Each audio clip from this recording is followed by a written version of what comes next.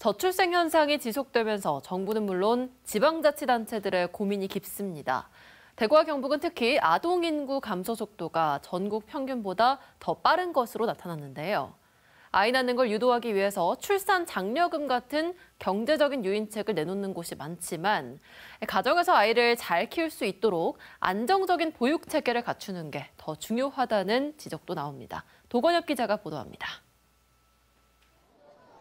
2022년 기준 대구의 18살 미만 아동 인구는 32만 5천 명. 2015년보다 9만 7천 명이 줄었습니다. 경북은 34만 명으로 9만 1천 명 줄었습니다.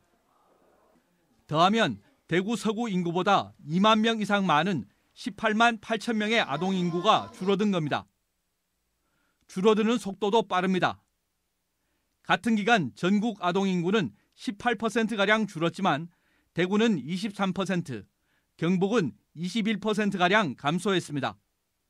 어린이집과 유치원이 줄어드는 속도는 더 빨랐습니다. 2022년 대구의 어린이집과 유치원은 7년 만에 시설 수는 24%, 인원은 22.4% 줄었습니다.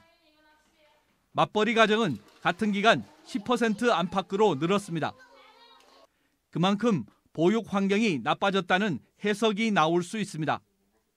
지자체마다 출산 장려금 같은 경제적인 유인책을 많이 도입하지만 더 중요한 건 변화한 상황에 맞춰 보육 체계를 잘 갖추는 거라고 전문가는 말합니다. 민간이 다 닫아서 아이 보낼 데가 없는 이런 지역이 발생하면은 지금이라도 저는 국공립을 설립하는 것을 생각해야 된다. 국공립 보육시설이나 이런 걸 확충을 해서 보육 체계가 안정적으로 운영되도록.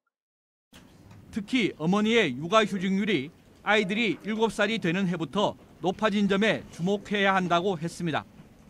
아이들이 초등학교에 들어갈 때부터 돌봄에 대한 사회적 지원 수준이 현격히 떨어지고 이는 경력 단절로 이어집니다.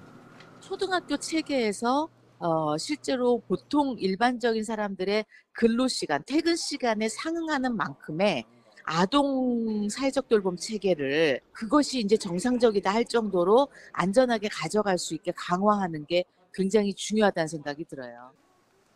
출산 이후 어느 정도 양육에 부담이 생기는지 예측할 수 있도록 하는 것, 그리고 그 부담을 줄여서 안정적으로 양육할 수 있는 환경을 만들어주는 방법을 정부와 지자체가 함께 고민해야 한다고 덧붙였습니다. MBC 뉴스 도건협입니다.